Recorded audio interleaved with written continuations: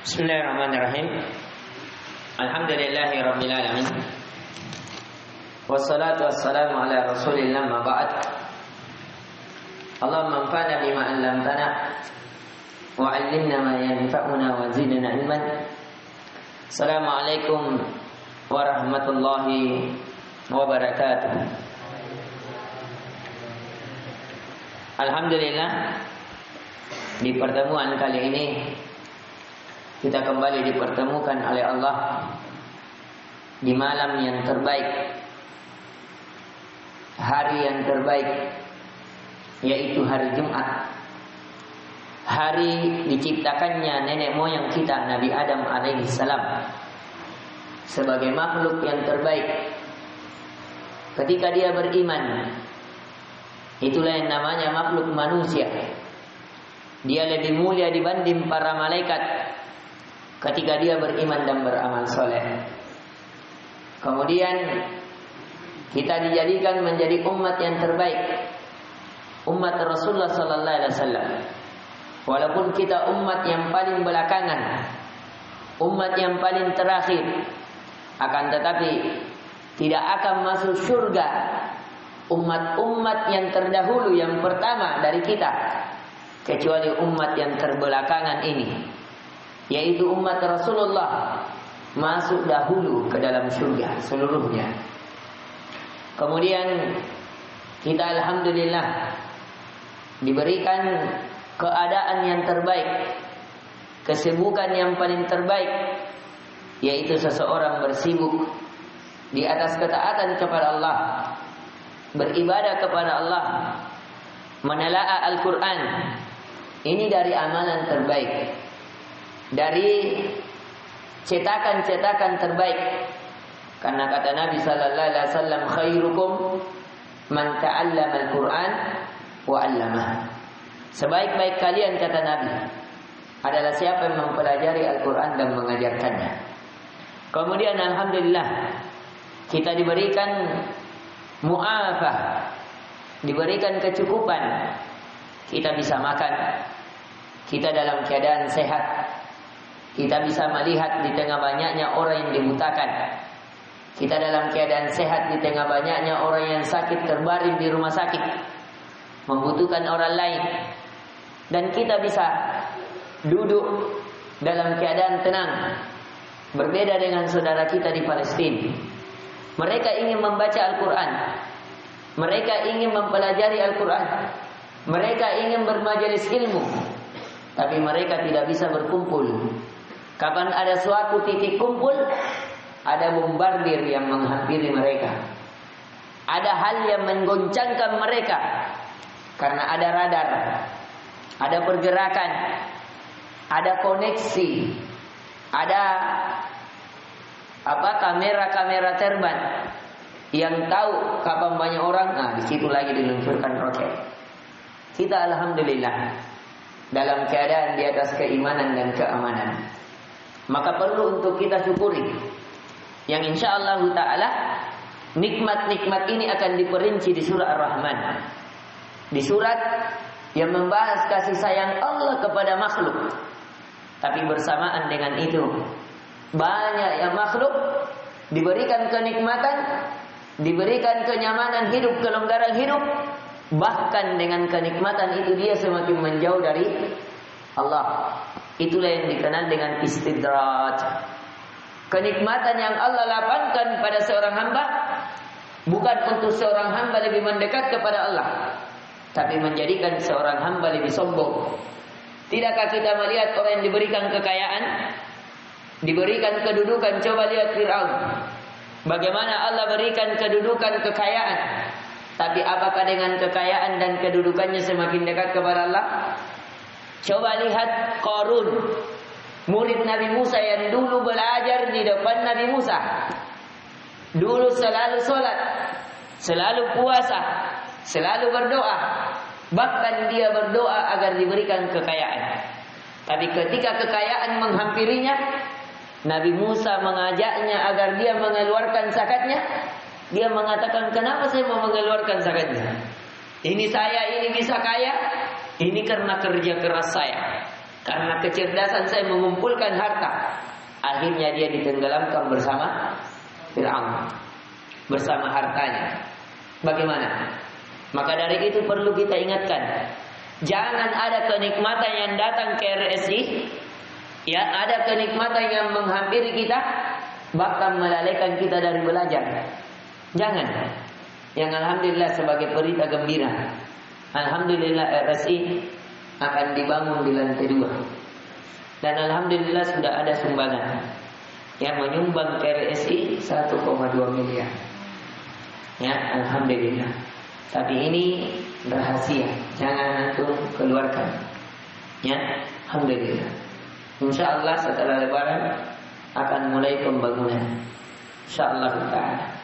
Ya, beliau menyumbang 1 bulan 100 juta. Dia berkatakan jangan ada donatur yang lain kecuali saya. Ya, dia menyumbang 100 juta 1 bulan untuk membangun pondok RSI. Akan kita bangun 2 atau 3 lantai dan akan langsung ada fasilitas asrama di lantai 2. Jika mencukupi dananya baru kita bangun kelasnya di samping. Ya, ini alhamdulillah. Sebab apa? Doa-doa kalian. Ya, sebab apa? Kita banyak belajar, banyak menambah walaupun dalam kegelisahan. Tapi sedikit lagi antum akan lihat apa? Sedikit demi sedikit RSI akan seperti AJF lah. Akan ada di situ ranjang susu, akan diberi AC. Ya, insyaallah taala. Memang kita awal-awal menderita. Rata-rata generasi pertama, generasi pejuang itu tidak merasakan fasilitas, tapi mereka biasanya apa? Merasakan namanya kemandirian. Biasa hidup sulit. Ya, maka dari itu kalau muncul kenikmatan seperti ini, harus menambah rasa syukur. Insyaallah taala akan kita ya lihat bagaimana kenikmatan-kenikmatan itu. Kemudian di pertemuan sebelumnya alhamdulillah kita sudah membahas surah Al-Qamar. Surah Al-Qamar sebagaimana yang kita ketahui, ya, itu membahas tentang bagaimana umat-umat terdahulu dibinasakan karena menyelisihi para rasul. Kemudian di surah Ar-Rahman ini terdiri atas 78 ayat, termasuk surat Madaniyah. Jadi dia surat Madaniyah. Ini sebagian pendapat. Sebagian yang lain sebagaimana yang dikuatkan oleh Ibnu Katsir rahimallahu taala, dia adalah surat Makkiyah.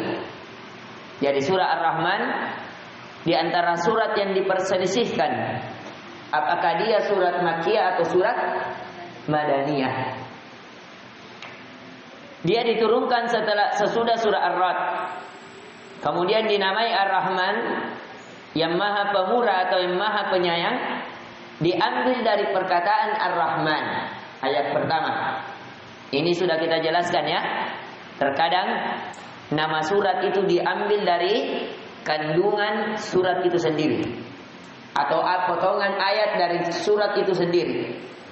Yang terdapat pada ayat pertama, Ar-Rahman adalah salah satu dari nama-nama Allah.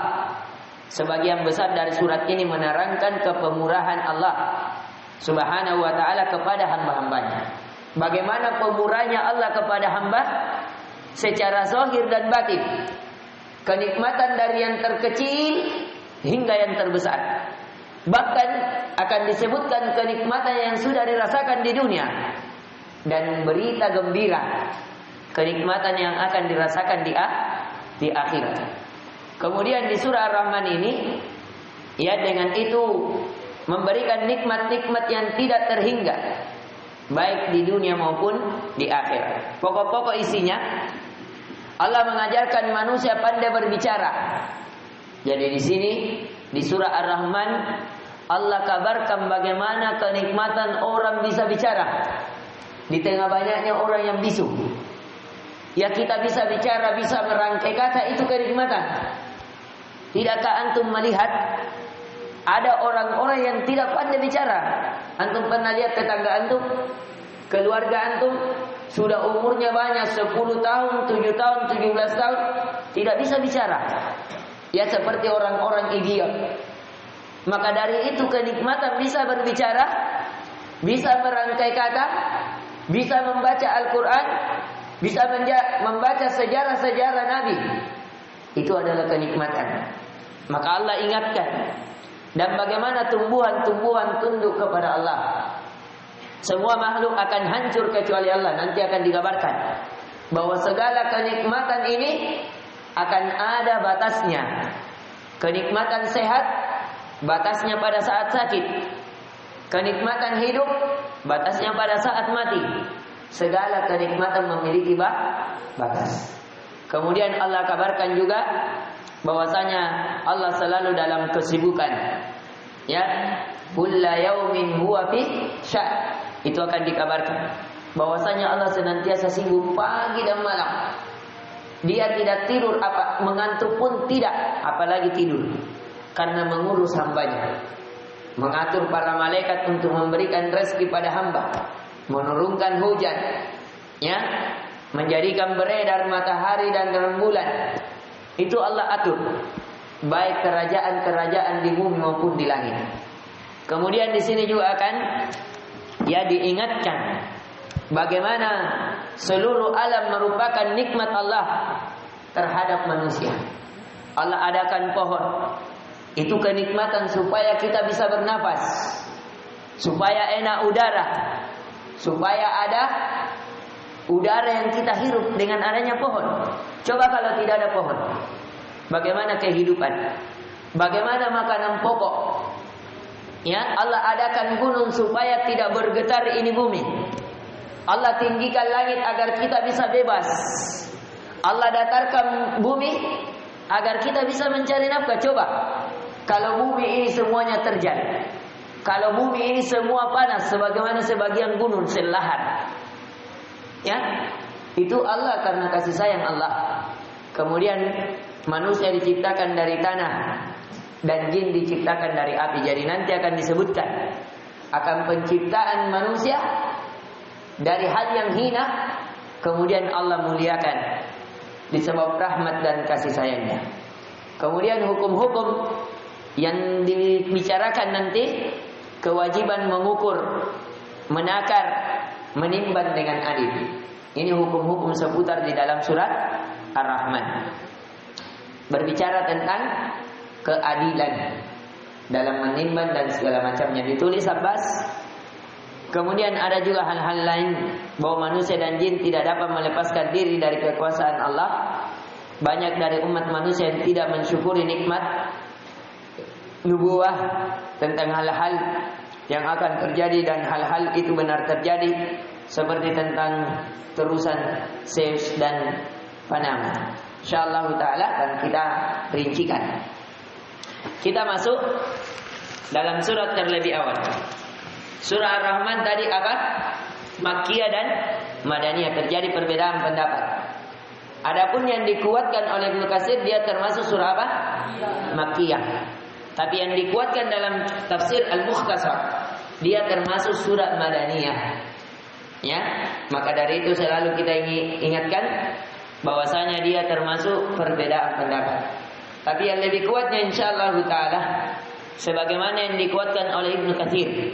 Ini pendapat Ibnu Mas'ud dan ini dipilih oleh jumhur al-mufassirin, kebanyakan para mufassirin. Ya. Kemudian kata Allah, apa maksud surat? Mengingatkan para jin dan manusia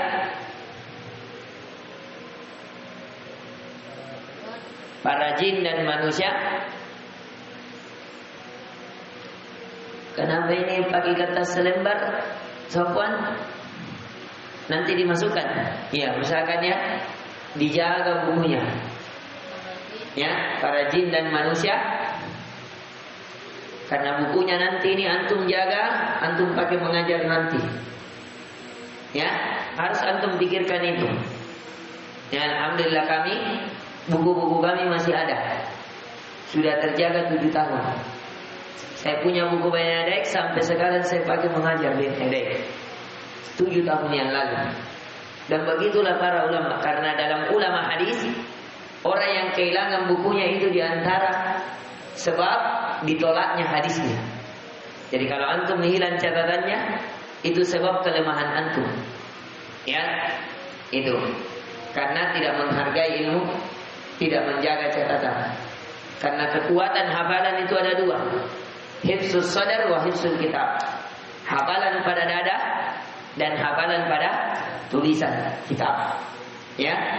Kemudian itu tadi maksud surat mengingatkan kepada para jin dan manusia akan nikmat-nikmat Allah. Akan nikmat-nikmat Allah.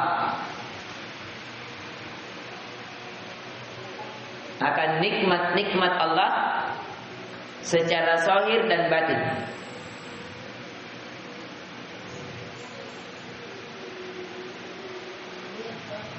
Dan batin.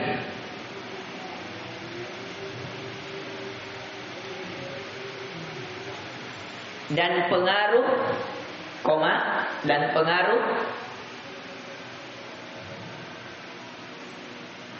dan pengaruhnya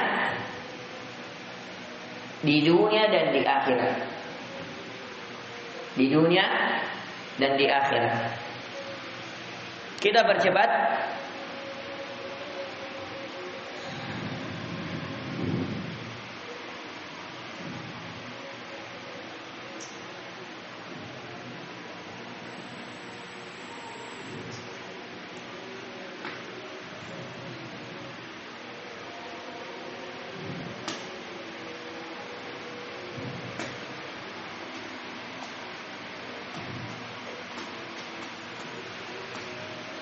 Qala ta'ala Ar-Rahman.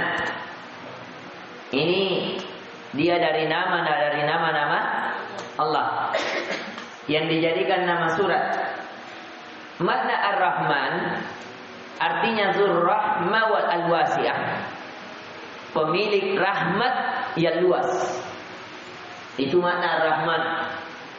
Karena Ar-Rahman ini dalam wasal fa'alan, dalam wasal mubalaghah, bahwasanya Allah Maha luas rahmatnya. Ya. Pemilik rahmat yang maha luas. Ya. Rahmat Allah ini ada 100. Dijelaskan dalam hadis yang hasan bahwa rahmat Allah itu ada berapa? 100. 99 ada di sisinya dan 1 dia bagikan kepada seluruh makhluknya.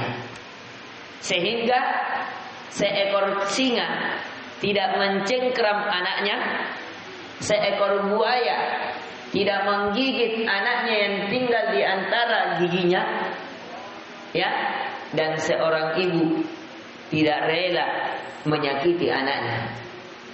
Jadi 1 rahmat Allah itu dibagi kepada seluruh makhluk, dari penduduk langit dan penduduk bumi, sehingga lahir kasih sayang.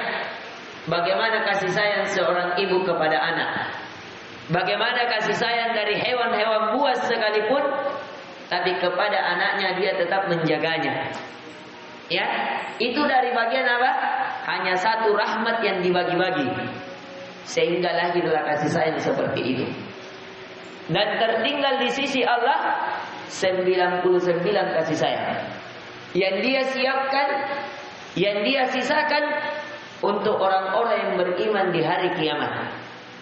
Sehingga orang beriman walaupun memiliki dosa setinggi langit, kasih sayang dan rahmat Allah ya melebihi dari setinggi langit dan apa? Selama seorang hamba tidak menyekutukan Allah. Ya, maka dari itu dalam hadis qudsi Nabi sallallahu alaihi wasallam ya bahwasanya Allah berfirman, ya seandainya seorang hamba datang kepadaku dengan dosa sepenuh langit, akan tetapi dia tidak melakukan kesyirikan, maka saya akan mengampuninya dengan yang semisal yang itu, fala ubali, dan saya tidak peduli. Maka dari itu ini rahmat dari kasih sayang Allah. Ya. Kemudian bagaimana rahmat dan kasih sayang Allah? Allah mencukupkan segala keinginan seorang hamba di akhirat. Allah memperluas. Bayangkan kalau satu orang itu diberikan rahmat Allah dari surga setara dengan 11 kali lipat bumi, satu orang. Surga terendah, jangan lagi tanyakan surga yang tertinggi. Surga terendah saja 11 kali lipatnya bumi. Kira-kira berapa pelayang itu yang harus dibutuhkan? Jangan antum pikirkan luasnya itu, Ustaz. Tidak ada yang jauh kalau di surga terasa dekat. Dan kalaupun jauh, antum tidak akan rasa letih berjalan ke sana. Tidak ada keletihan di dalam surga. Tidak ada rasa capek di dalam surga. Dan tidak ada yang jauh, karena yang jauh kalau antum mau mendekat, dia akan mendekat. Sebagaimana pohon-pohon surga, antum mau ambil buahnya, buah itu yang mendekat ke antum. Jadi biar jauh, itu burung agak merak dan cuma aku pegang-pegang, burung akan mendekat ke antum. Ya, itulah kenikmatan surga. Kemudian kata Allah, Allamal Quran. Dialah yang mengajarkan Al-Quran. Bayangkan, nikmat, rahmat yang pertama kali Allah kabarkan apa? Allamal Quran. Dialah Allah yang mengajarkan Al-Quran. Di sini pernah kami mengikuti talaki. Saya ikut talaki itu hari talaki online, bahkan bersama Ustaz Zulkarnain, bersama Ustaz Sanusi Daris, bersama Ustaz Ubaid, bersama Ustaz-Ustaz yang lainnya. Alhamdulillah, kebetulan saya masuk di grup pelajaran tafsir tentang Daurah Syekh yang ada di Mekah. Kebetulan saya alhamdulillah masuk di grup itu.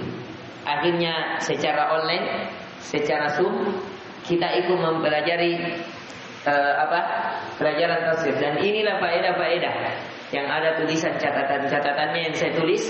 Ini pelajaran yang saya dapat pelajari ketika mempelajari ayat mufassal ini. Ya, talaki langsung. Ya, dengar langsung. Walaupun karena kesibukan pada saat itu saya tidak pelajari azam di Zaid. Karena qadarullah biasa lupa, ternyata sudah masuk karena beda jam. Selalu saya tidak teringat. Tapi ada di antara pelajaran yang saya ingat dari pelajaran ini, saya tekankan bahwasanya bayangkan surat ini menceritakan banyak nikmat, tapi nikmat yang pertama kali diingatkan apa? Karena Allah mengajarkan Al-Quran. Maka kalau mau diketahui nikmat yang terbesar atas seorang hamba, bukan nikmat-nikmat dunia, tapi nikmat yang terbesar yang Allah sebutkan pertama adalah nikmat karena manusia diajarkan padanya Al-Quran. Ya, dan saya ingatkan, coba bayangkan bagaimana kehidupan seorang hamba tanpa Al-Quran. Bagaimana seorang hamba tanpa petunjuk. Bagaimana ketenangan diraih tanpa adanya kitab yang memberikan ketenangan, yang memberikan solusi, yang menjadi cahaya dalam kehidupan, yang menjadi pedoman dalam jalan.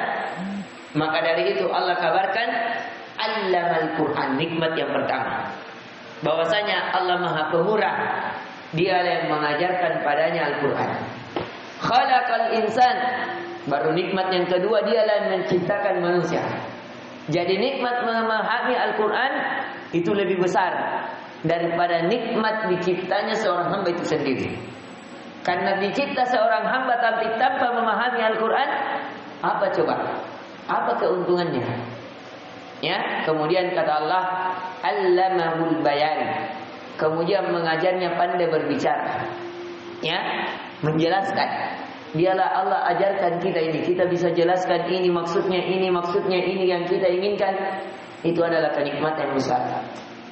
Kemudian kenikmatan setelahnya kata Allah, Asy-syamsu wal qamaru bihusban. Matahari dan bulan beredar menurut perhitungan. Ya, ada hitungannya. Sekian jam muncul malam. Sekian jam muncul pagi. Sekian jam panasnya sekian. Sekian jam agak dingin sedikit.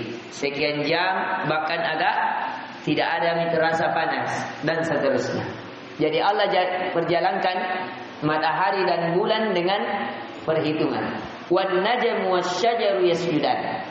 Dan tumbuh-tumbuhan dan pohon-pohon keduanya tunduk kepadanya. Artinya segala pohon-pohon, segala tumbuh-tumbuhan itu tunduk kepada Allah. Ini kita sudah pelajari ya, bahwa ada di sana apa? Bahwasanya segala sesuatu itu tunduk kepada Allah. Kecuali apa? Jin dan manusia. Itu diberikan pilihan. Mau kafir atau mau beriman, tergantung dia memilih. Makanya ada hati, ada akal untuk dia menimbang, untuk dia memilih. Fa'alhamaha fujuraha wa taqwaha. Kami ilhamkan, kata Allah, kepada jiwa itu jalan-jalan kefajiran dan jalan-jalan ketakwaan. Tempuh yang mana kita mau. Ya, tapi setiap yang kita tempuh ada konsekuensinya. Kemudian kata Allah, was-samaa'a rafa'aha wa wada'al mizan. Dan Allah telah meninggikan langit dan meletakkan neraca keadilan. Jadi coba ya, dari kenikmatan pertama diajarkan Al-Quran, diciptakannya manusia, diajarkannya pandai berbicara, matahari dan bulan itu diperhitungkan, tidak panas terus. Coba kalau Allah tidak perhitungkan, panas saja terus, kira-kira enak tidur malam, enak tidur kalau tidak atau tidak? Kalau malam terus, tidak ada siang, kira-kira bisa mencari nafkah dengan baik tidak? Tidak. Maka Allah perhitungkan. Allah tinggikan langit supaya apa? Enak berjalan. Coba kalau semuanya sempit, kalau mau berjalan buku-buku semuanya, kira-kira sakit lehernya atau tidak? Ya, ini saja kalau diturunkan ini, tingginya hanya 1 meter ini, kira-kira bagaimana jalan? Begitu juga langit, seandainya langit itu tidak ditinggikan, bagaimana kehidupan? Ya, semua pekerjaan harus merangkap, bagaimana kira-kira? Ya, maka ditinggikannya langit itu adalah kenikmatan, supaya merasa lega, merasa luas, merasa lapang. Ya, ini adalah kenikmatan. Sama dengan kalau orang diberikan rumah yang megah, rumah yang tinggi, itu terasa lebih hatinya lebih tenang, lebih luas dibanding orang kalau mau masuk rumah duduk dulu. Kalau pasti hujan kebanjiran, ya berbeda. Maka ini suatu kenikmatan. Kemudian, ya Allah tatagaw fil mizan. Maka dari itu, dari kenikmatan ini, hendaknya kamu jangan melampaui batas. Jangan menjadikan kenikmatan ini sehingga engkau sombong. Ya, dan kemudian kata Allah, wa aqimul wazna bil qisti wa la tukhsirul mizan. Dan tegakkanlah timbangan itu dengan adil, dan janganlah kamu mengurangi timbangan itu. Wal arda wada'aha lil anam. Dan Allah telah meletakkan bumi untuk makhluknya. Ini dulu yang kita ingatkan. Bisa azan sedikit, baru kita lanjut sedikit sampai di ayat 30 saja dengan cara cepat. Kita lanjutkan sedikit. Allahumma rabbana kita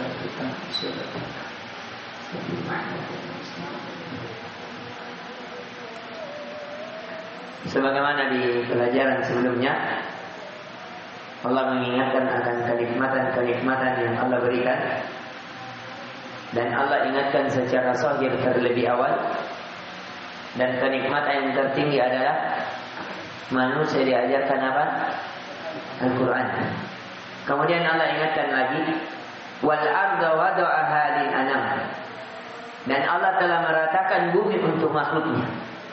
Yang tadi kita ingatkan bagaimana Allah menghamparkan bumi agar kita mampu berjalan, mampu bermusafir, mampu bertebaran mencari rezeki Allah di bumi tersebut. Fiha fakihatu wan nakhlu dzatil akmam. Yang di bumi itu ada buah-buahan, ada pohon kurma yang mempunyai kelopak mayang. Artinya Allah kabarkan khususnya diberikan contoh kepada orang-orang Arab. Itu buah kurma di antara buah yang sangat berkah. Ya, yang kita ketahui kurma, bayangkan 3 biji kurma setara sepiring nasi. Ya, kurma bisa mengenyangkan. Dan kurma ini pengaruhnya, gizinya luar biasa.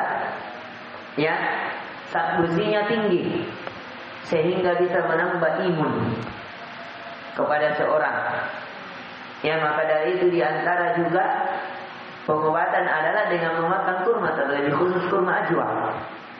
Yang kurma ajwa kalau seorang mengkonsumsi 7 biji di pagi hari, dia akan terhindar dari sihir, dari penyakit-penyakit. Ya, begitu pula kalau dia mengkonsumsi di sore hari hingga pagi hari. Itu kurma ajwa.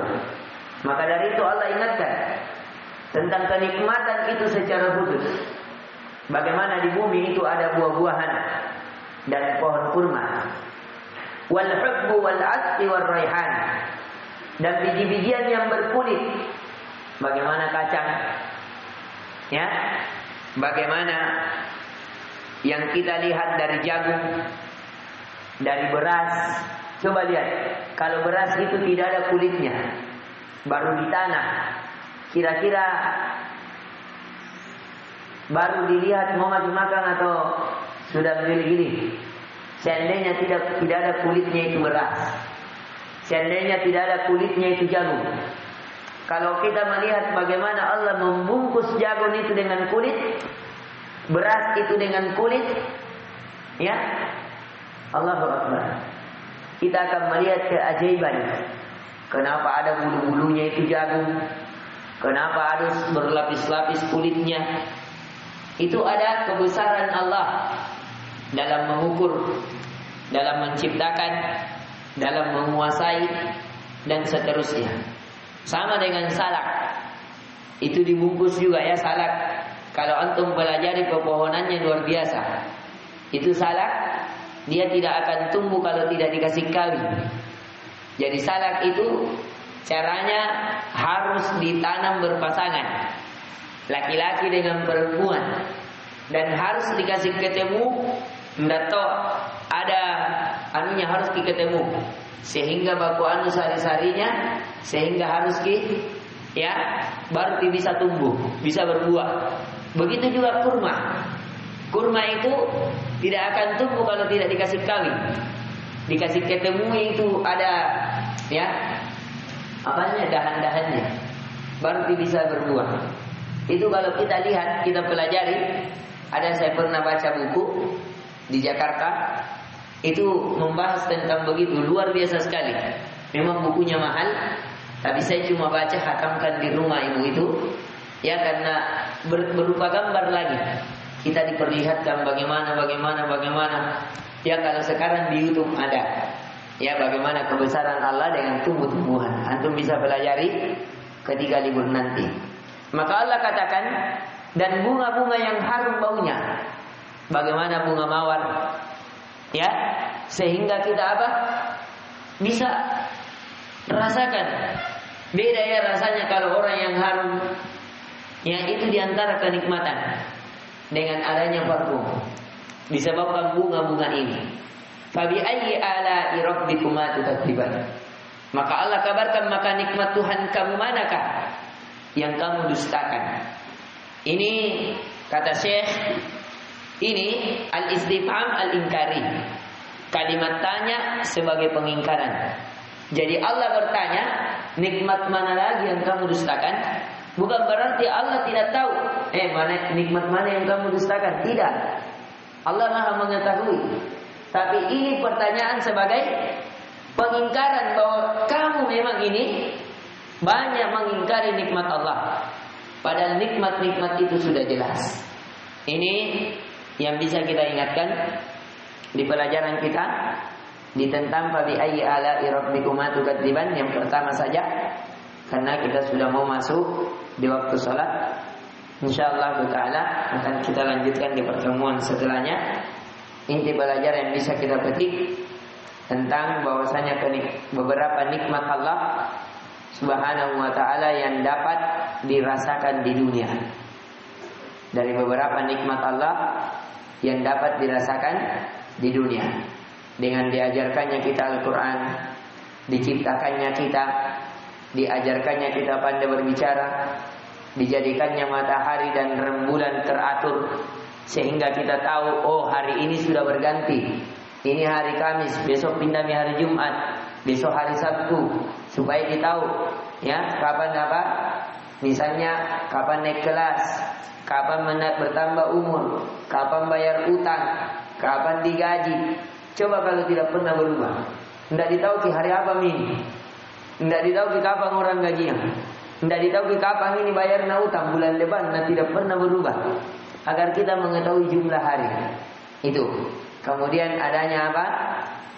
Bagaimana bintang, bagaimana pepohonan, ditinggikannya langit, bagaimana pula dengan dilapangkannya bumi, ditumbuhkannya buah-buahan, diadakannya pohon kurma, diadakannya biji-bijian, dan begitu pula bunga-bunga yang harum, sehingga ya teraromai diri kita, rumah kita, lingkungan kita, sehingga menambah kesenangan, menambah kenyamanan, menambah kesyukuran kita kepada Allah. Dan kita ingatkan, Allah bertanya, "Fa bi ayyi ala'i rabbikuma tukadziban?" Bukan pertanyaan karena Allah tidak tahu, tapi karena Allah mengingkari. Betapa banyaknya kalian mengingkari nikmat-nikmat tersebut. Dan ayat ini itu terulang lebih dari 30 kali, menunjukkan, menegaskan akan banyaknya orang-orang yang ingkar terhadap nikmat Allah. Diberikan nikmat, akhirnya lalai. Nanti kalau dicabut nikmat, baru dia bilang astagfirullah, lalai itu di apalagi kalau sudah dicabut nikmat. Ini yang bisa kita berikan, semoga bermanfaat. Subhanakallahumma bihamdik, asyhadu an la ilaha illa anta astaghfiruka wa atubu ilaik. Assalamualaikum warahmatullahi wabarakatuh.